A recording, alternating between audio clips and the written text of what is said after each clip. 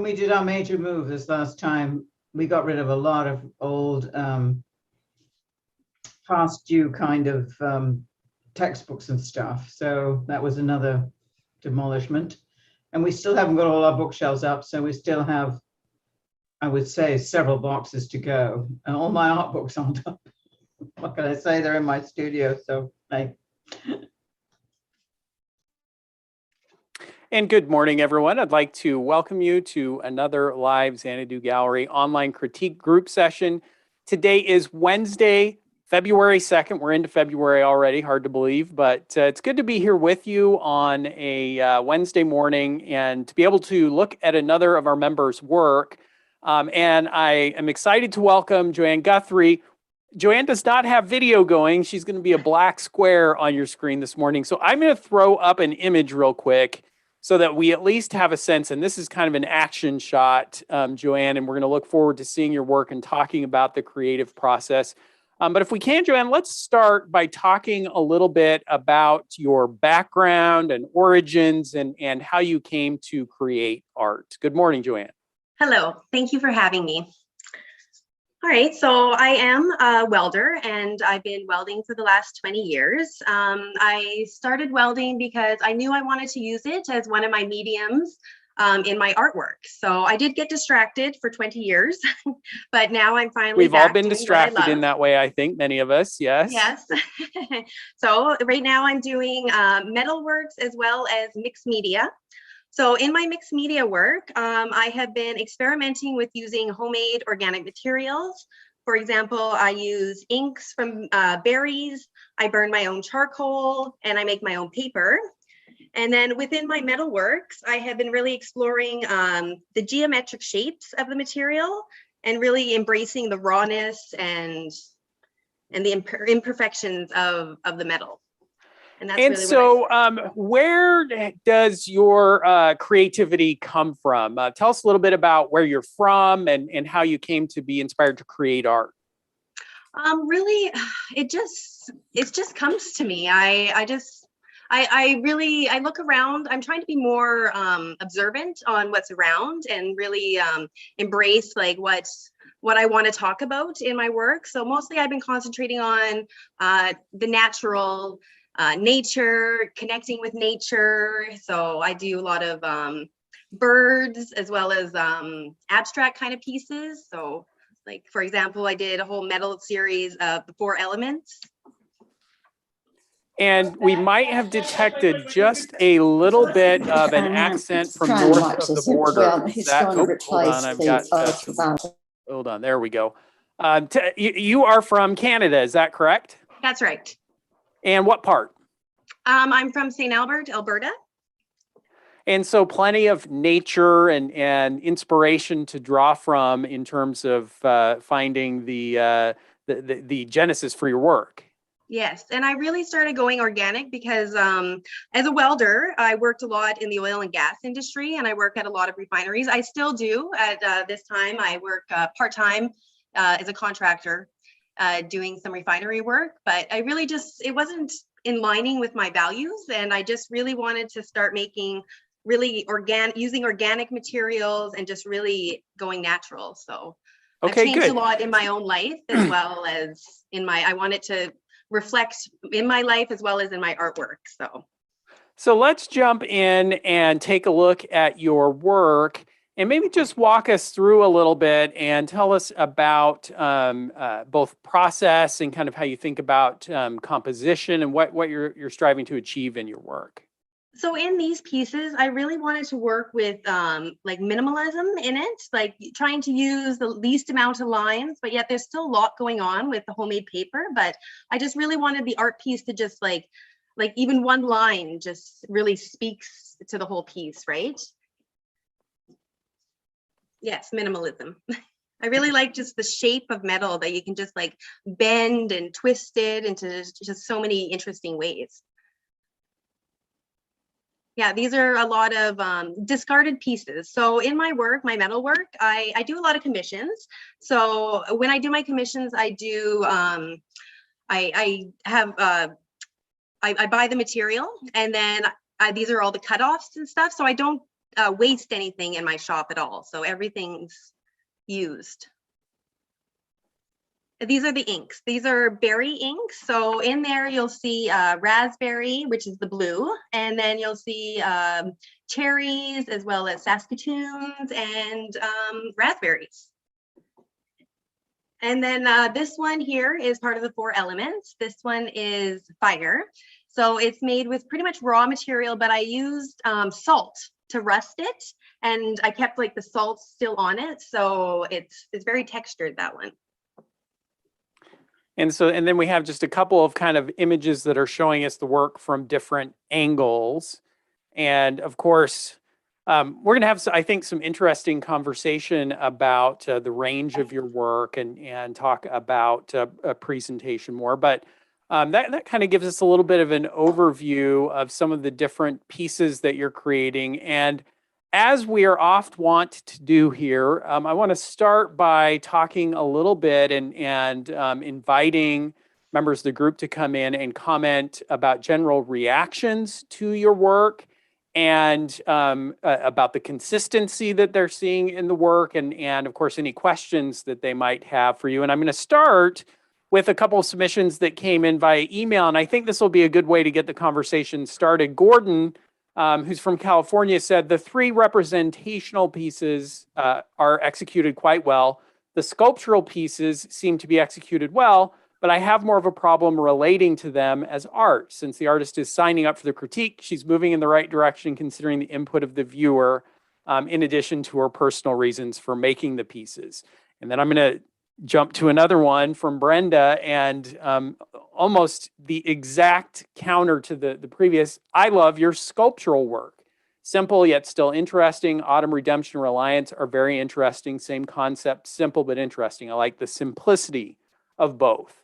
And then Leslie says, I love the composition on the 2D work. I'd like to see a better connection between the 2D and the 3D.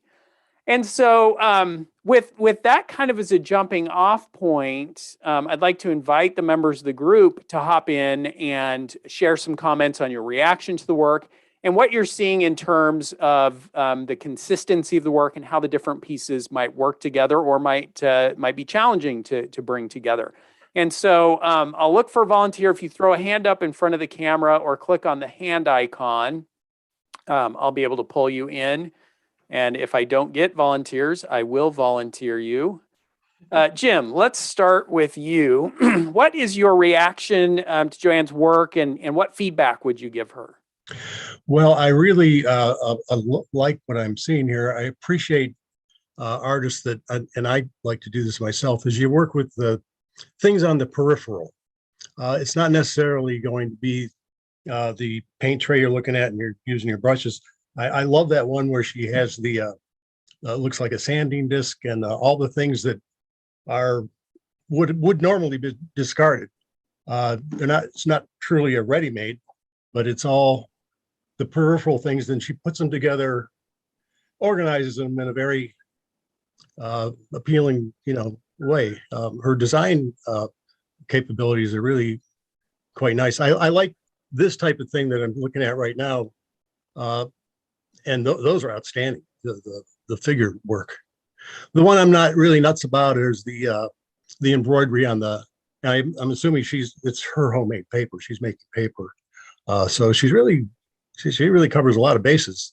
But the one I'm not really crazy about is the literal one with the bird and the embroidery. So, but I do like that right there. I think that's outstanding. This piece right here. The carbon salt. Anyway, just a few positive comments. But, yeah, no, terrific, Jim. So, yeah. So there's one another viewpoint. Who else would like to hop in with comments or a viewpoint on the work? Gordon, let me pull you in. Gordon, we had your message there, but let's get you in and get some comments. Yeah, thanks. Again, I think that the work is skillfully executed, and I want to comment on this one. There's two things that I notice, or I really have questions about. The berry ink. It seems like you have a real personal connection with your mediums. And I just wonder, why would you use berry instead of just store-bought ink? What's behind the choice of these mediums, or wire for that matter? It seems like there's an intention to get to take a material and kind of extend beyond it, to create your art. If you could just speak to that a little bit. Hi, yes. So I really wanted to use organic materials in my work because I've been just so working as a welder in such kind of bad environments. And I just really wanted to connect back to nature and just use something that's, not harmful to the environment, right? Something that's just really connected. And that's why I started using the homemade inks as well as the paper, and then burning my own charcoal, which. Yeah. And the other thing I wanted to comment on was the sculpture part. This one I have the most problem with, to be honest, and it's not it's executed really well, but it seems to be the outlier for most of the work. But the other sculpture that has the pipes, I'm curious about the intention on that. This one is terrific. You take this stiff wire and you manage to accomplish this minimal gestural figure. Very skillfully done. Love that piece. The other one with the pipes, you've got the rusted pipe, you've got the real polished pipe. And so this one I'm kind of left with what's the intention here? One thing I came up with is that, you have the pipes in a real polished state, and then you have it in a sort of a destructive state. So maybe the expectation is that I'm going to look at this thing and, wonder, why do I like the polish versus the rusted when they're both the same material? I don't know if that, that's probably nothing close to what your intention is, but what's the intention of this, other than just to make a nice spatial composition? So this one is part of my series, the 4 elements. So it does have earth, rain, this one's fire, as well as wind. So this one, to me, I envisioned it as a flame on the end of a matchstick. So the rawness, so the red is really just the flame in the fire.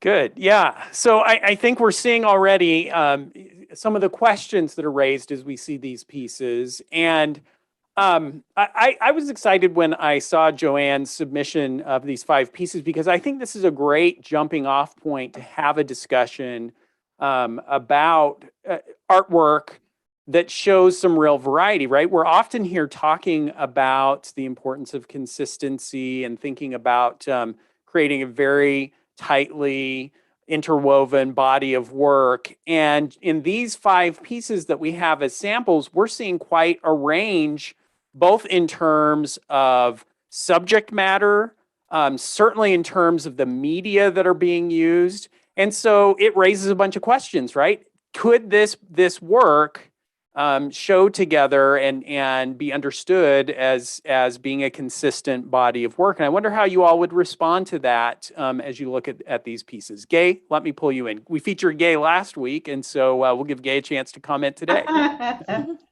Thank you, everybody, for last week. It was wonderful. Okay, I see what unites everything is her line and color. Okay, there we have it. However, I think what excites me, and hey, you can make of what you want of this when I say it, and that is, the fire comes. It's interesting to me. All of a sudden, you resorted to straighter lines, whereas this fluidity you have in the wire. Now, I don't weld, so I don't know how you make shapes with welded objects, but I'm sure you can figure it out. What I think I would encourage you to do to bring them all together is, you have the certain color palette, you have the lines, you have compositional integrity. One can read it, even if we don't see the difference between the flame and the fire, that's fine. And it has color relationships and texture. I think I see you on the brink of that fluidity of line coming into your metal sculptures. That would be fantastic to get that curve coming in. And then I did read your fire, right? I saw it as, in a sense, the black thing was the receptacle out of which the fire was coming. But that sort of incredible fluidity and that you have in the forms you've done. I'd encourage you to pursue that as much as you can in the soldered metal structures. Now you have to say, I'm a painter. I can create fluidity with just a brush stroke. So I don't know how you do it. Now this one, the waiter's where's my drink thing, is fun, but it doesn't seem as yet to quite connect to the others. And I think, in my feeling, what's missing there is almost the absence of that sort of connecting line. The line that you bring in that connects your compositions is quite powerful in everything else, as well as the structural sort of color. So I'm excited. I don't know how to sculpt anything. And I think you could end up painting with your sculptures. I think you're very close to it now, so. Yeah, Gay, let me echo a little bit of what you were saying, and actually let me pull us out here for just a second while I switch up things here. I also, as I was looking at the work and thinking about how it works together, or what the challenges are of bringing it together, I also came to the conclusion that it is about that line and about taking something that is very minimal and simple and really capturing the essence of your subject matter, whatever it is, and really reducing it down to, its most elemental lines. And I think that as we, and again, this is the second week in the row that our featured artists have also been members of the Art Business Academy. And so I get a little bit of a chance to see more of the work and have a little bit better understanding. And I thought it'd be interesting to share with you Joanne's portfolio that we created in the Art Business Academy, just to get a little bit broader sense and to start thinking about how you could take work that has disparate elements, whether it's medium or subject matter, and start to think about tying that work together. And I think this is also going to be an illustration of how important it is to have a broader range of work when you have a broader range of work available to view, when you have a variety of different media or subject matter. And as you start thinking about moving in, this is a little bit unfair because we don't always get to do this with our members, but we're going to see a little bit broader range of work. And as we move, I think it starts to become clear, maybe the elements that could tie these different media together. So for example, we're looking at the metal work and you can kind of see the subject matter here. And then you come to a piece like this and you say, okay, it is a completely different medium and a completely different approach to creating the work. But look at the bird and notice that my last few pieces in metal were of the same theme. And now I can kind of start to make those connections and see it work. Now, Joanne, you are going to have some challenges, assuredly, as you're showing the work to galleries and to collectors, where you're going to have some people say, just as we have seen here in the comments, ooh, I really like Joanne's metal sculpture. I love the weight of it. I love the rawness of the materials. I don't care as much for the two-dimensional work. And then you're going to have other viewers who are going to say exactly the opposite of that. And it's going to create kind of an interesting dichotomy, if you will. And you may have some who just see it. They get it. They see all of it. And so I'm curious, Joanne, how would you respond kind of to the feedback that has been given so far? And how much are you thinking about how all of your work fits together? Well, I really like the feedback. Thank you very much, everybody. So when I do my works, I actually do like different collections. So as you can see, like the birds and the flowers in the embroidery is paired with the metal sculptures of the birds. And that's a series called Bird's Eye View. So when I do my works, I kind of want to do a mixed media mixed in with the metal works, right? So I want to combine my two loves. Usually, so that's just kind of what I've been doing, except for this series. This is all metal. This one's the 4 elements. Yeah, and so we're going to get a chance to kind of see a little bit more of that and think about how they work together. So I would like again, to push it out to the group and just think about if it makes a difference to be seeing more of the work, how that impacts how you think about how they work together. And Santana, I see you've had the hand up for a minute or two now, but let me pull you into this conversation if I can get you to unmute. Right. No, I mean, seeing all this work, I think that her embroideries, I think it's fabulous that you make your own paper and ink and stuff. They remind me of Oriental, Chinese kind of on silk kind of work. But I was going to say about the fire sculpture that it basically, when she said it was sort of fire and wind, it made me think of like the native peace pipes. And to me, it had sound. And to me, it also, you could hear the wind whistling through the pipes kind of a thing. So no, I think you could show this work together as two different collections or almost three different collections when you look at the more figurative kind of work. But I get the energy behind the work. There is a continuity there as far as I'm concerned. Okay, So, good. Yeah, thank you. it's kind of interesting. We're having to work a little bit more for it maybe than we might typically do if we're just looking at a series of all one medium, right? Where we've got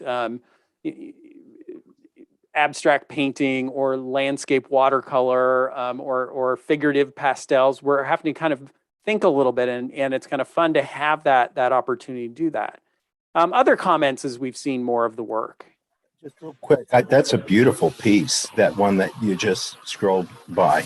I love that piece. The gestural quality she's getting from this stiff wire to me is just really amazing. And, it's one thing to twist around into a nice curvy shape and get hair and stuff like that, but there's a gesture to it. Yes. And I think that's really well executed. Excellent. I only see your name as MP Mac 127. So let me ask you to unmute here. I'm going to call you Mac. To me, or who are you talking to? No. And anybody? There we go. Somebody else is trying to talk. Okay, sorry. Yep. Are you there? Yep, we've got you loud and clear. I'm thrilled to see an artist push the envelope in all directions. She's not letting herself be fenced in by one approach. She's using all the media available to her to push images, to push ideas. It's very refreshing. At my point in my career, I'm a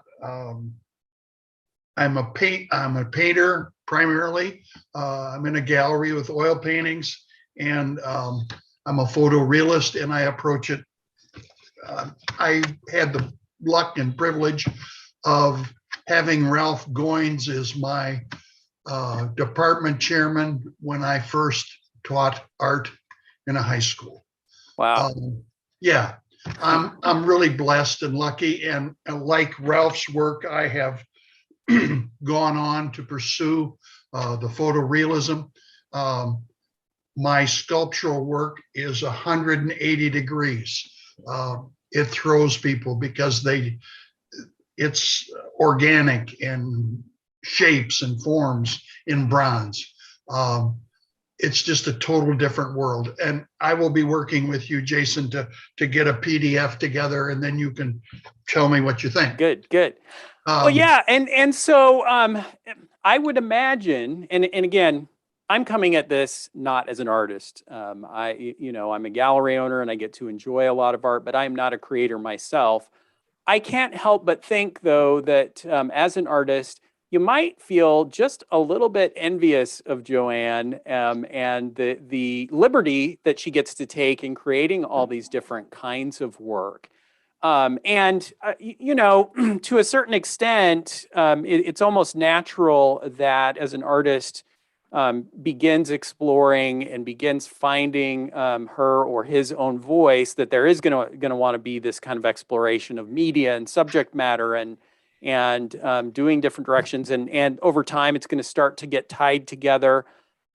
And then ultimately over time, as we start showing in galleries or doing art shows, another voice comes into the equation, and that is the voice of the collector, of the art buyer.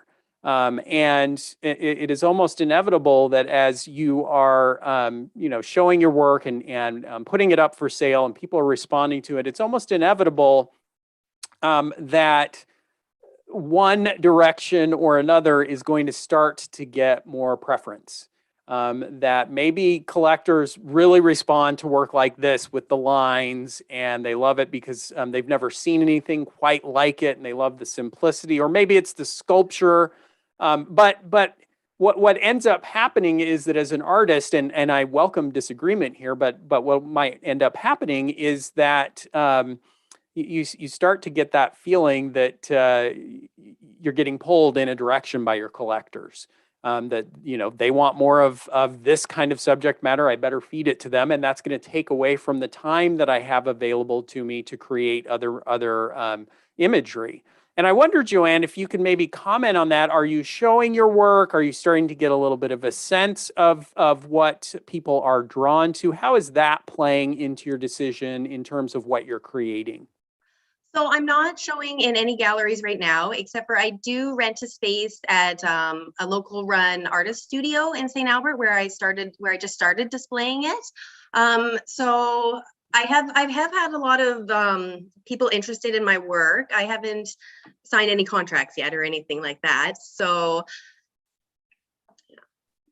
not yet. We're in No, the not early yet. phases. Yes, exactly. So maybe it will change, but right now I'm just really concentrating on doing working on another completely different collection, of course. And so those of you who are here who have maybe had more exposure and started to have collectors follow you and your work and buy, what is your response to that? And do you agree with me that there would be a tendency to start to get pulled in one direction? And how do you go with that, or how do you counter it? What comments would you make to Joanne as she's kind of getting launched into her career? Gordon? This is sort of not directly responding to that, but it's in general. I think that there is a need. You don't make, and I kind of wrote this in the stuff that I submitted, was that there is a need to share your work with somebody. We're not making work just to sit in our gallery, in our studio, and that a critical part of art is connecting with other people. And the medium is sort of the intersection point.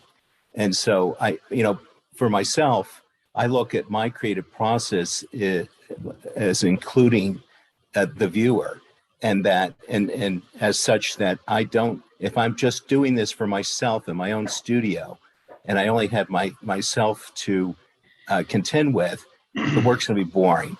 And if I do it just completely with the idea that I want to satisfy somebody else, a collector, let's say, it's going to be boring. Thomas Kincaid. And I'm sorry? You become Thomas Kincaid or one of these other commercial Yes, exactly. So I think that and along with that, there has to be some level of out of control and control as part of the methodology.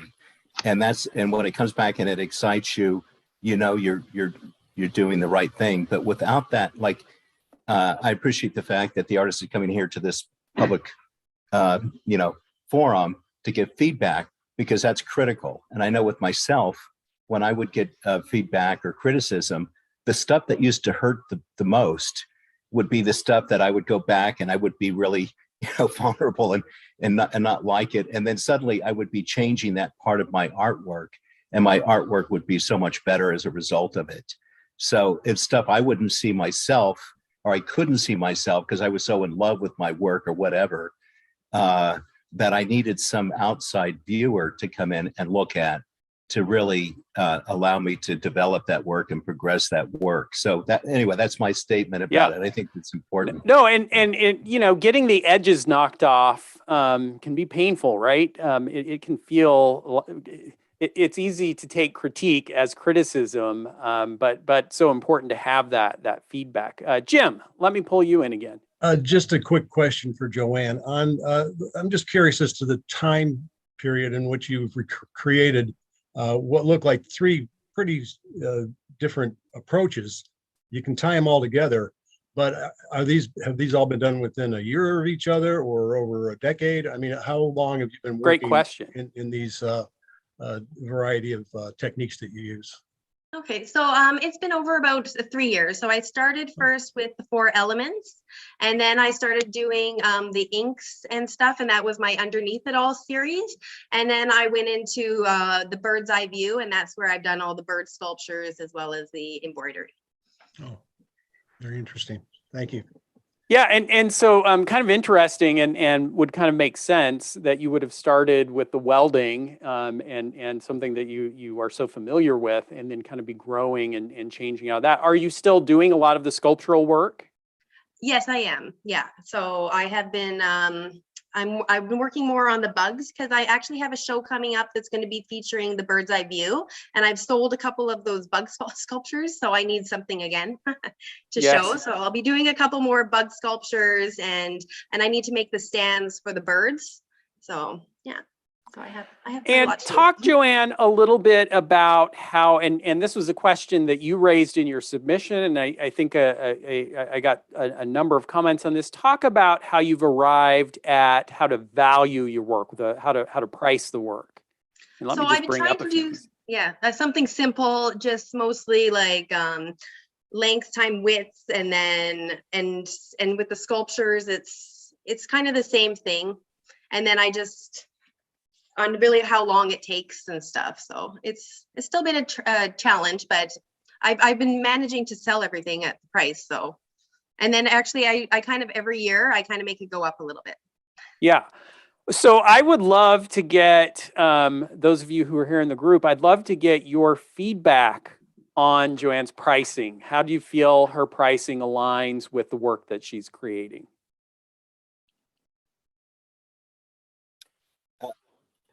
If the gallery is taking a cut of it, but it sounds like it's not.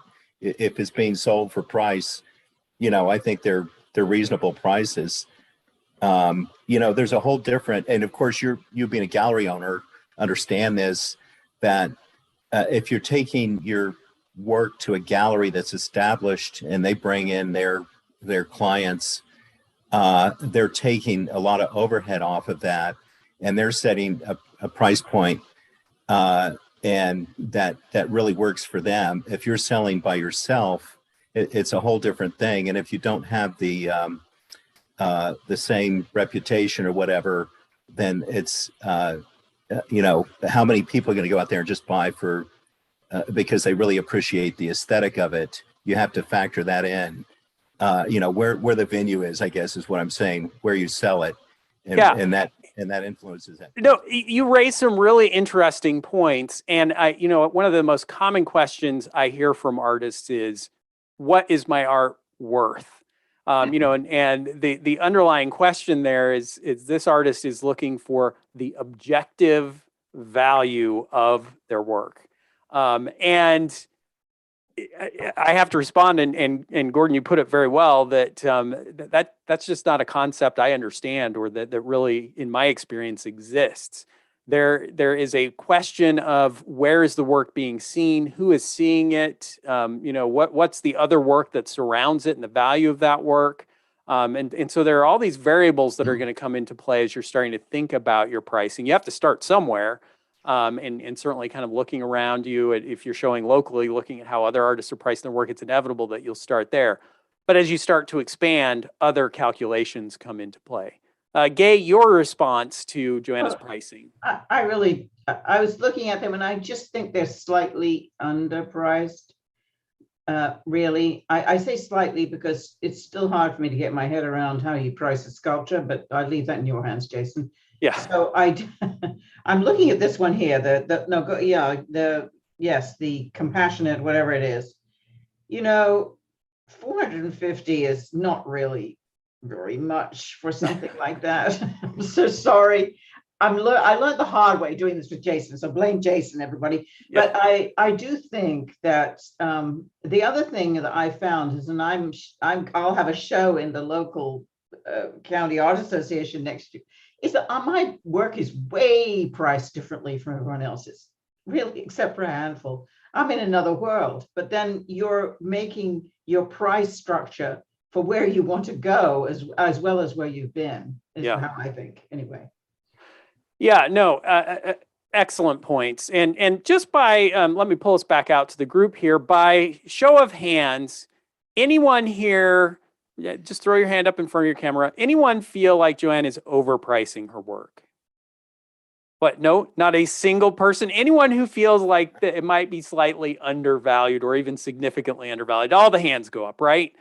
That and why is that? Because we are experiencing artwork in our own contexts, both in terms of artwork that we're seeing as we go and visit galleries or shows, but also your own work, and you know what's going into creating work, or you have a sense of that. And you're just going to feel like, as we look at even one of the embroidery on handmade paper pieces at $275, and you start doing some math on a frame and the time that's gone into it, and very quickly you say, whoa, there's got to be more than that $275 out there. And it comes to this interesting question of, okay, well, but I am in a town in Alberta, and I'm showing my work here, and I've got a very limited set of potential buyers, and it can feel like we're kind of stuck maybe with potentially low price. I wonder, Joanne, has that played into it as you've thought about your pricing, kind of who the folks are that are around you and potentially buying the work? Yes, yeah, pretty much. It's kind of been a challenge. I guess maybe I think that because I keep making my prices go up every year, so I think that I'll sell this collection and then move on to the next collection, and then I'll give more confidence. And yeah, it has been challenging. Yeah.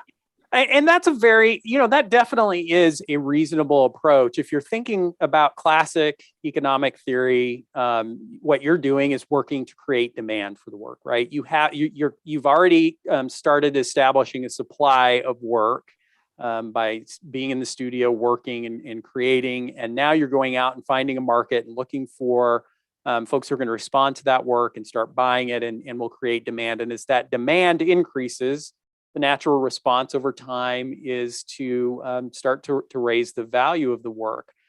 The challenge with that is that it can really take some time.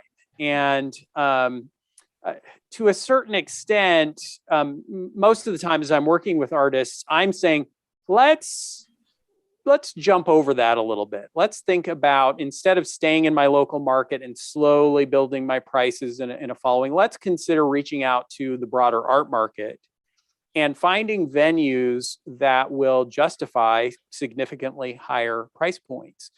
The challenge, and I think it's important to mention here, because so many of us may be working, our studios may be located in areas that don't have a strong art market, that can't sustain a good number of galleries, that don't have enough collectors willing to buy locally. Now, I have to be careful when I say that, because I know that there are collectors all over the country. They come to Scottsdale and buy art, and we ship it home to them in Minnesota or Wisconsin or Alberta or Ontario.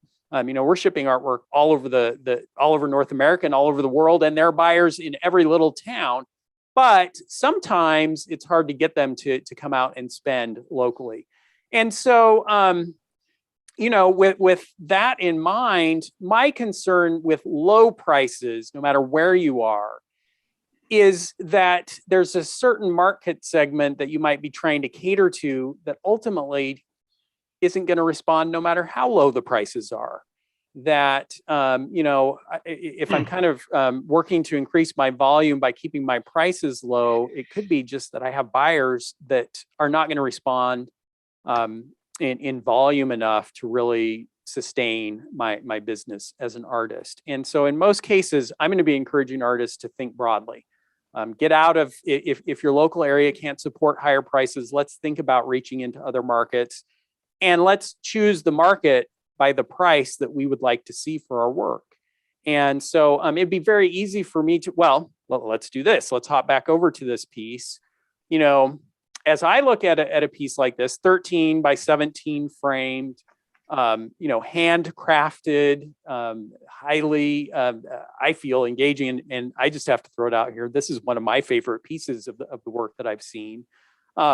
If I were to imagine this in my gallery, I would have no problem imagining it in the $750,000, $1,250 price range. Now, granted, there's going to be a gallery commission in there. You're back down into the 450 to 500, 600 net for the artist. But still, a $500 net is still better than a $275 gross if you're selling it yourself. And so ultimately, and this is not new here. I've talked about this before. We choose our potential venues by the price points that we set to an extent. I'm not encouraging you to jump out there with $150,000 price points or something like that and go find a market for it, but rather just to kind of look at where's my broadest potential market and what could I do in terms of pricing and then outreach to get my work into those markets and get the exposure and the sales going. Gay, hop in. You're going to get the last word because we are out of time. No, please. Someone else want to speak? No, go ahead. Okay. Briefly, one gallery that I'm still hoping for and still interacting with me said an interesting thing. She said, your prices are in our range. And right. Then she added something else. She said, we have a very faithful and large public, and this is about what they will pay. Okay, now I don't think she hasn't got a vision for the future, but it was the first time I actually heard a gallerist say something like that. So it was very reassuring to me, but it also reminded me, and Jason, you could add to this in the last, is that they're thinking in these terms. What is my public up for? Yeah, no, absolutely. I mean, that is exactly what a gallery owner is thinking of as they're looking at your work. And that's half of the equation, right? The other half of the equation is if I'm going to dedicate space to the work and I'm going to have my staff learning about the artist and sharing the work with the public, and I'm going to be doing marketing. I've got to make sure that as we start to sell that work, that it can generate the revenue that we need to have in order to justify that space. I mean, it sounds cold and businesslike to think of it in those terms. And I would say that ultimately every gallery owner too just has ooh, I love this. There is that initial just kind of almost primal reaction to the work when we see it. But a good gallery owner is always going to follow that up with exactly what Gay was mentioning, thinking about the public's willingness to respond to the work and their willingness to pay the prices that we're going to be asking for that work, that range. And just thinking about, okay, is the artist producing enough that we can get a volume of sales going? So those are all going to absolutely come into the equation. And Juanita asks in the chat, if the prices are too low, will a gallery suggest raising them? And that's a great point. And the answer is yes. And I have done that many times with artists who are coming into the galleries, is just start that conversation. But it can be a handicap to you to come into a gallery with prices that are dramatically too low. And I don't think, Joanne, that your work is in that range. Certainly, I would have told you that if that were the case. But there's going to be this pull, and it's going to be inevitable to want to have you raise your prices and increase those as you reach out. And of course, that then starts to present some challenges as you're showing locally. But those are challenges that we can work through. Boy, this is a conversation that we could keep going for quite some time, and I think could apply to all of us in our work as we're thinking about pricing values. And we'll continue the conversation here. But Joanne, I just wanted to thank you for sharing your work and giving us the opportunity to see the range of work that you're doing. And we're going to look forward to following and seeing how your work develops. Thank you so much. I'm so happy to have been here. Yeah, awesome. Thank you. And thanks everyone for your input and feedback and the dialogue that was created. We'll look forward to seeing you again here next week as we get an opportunity to look at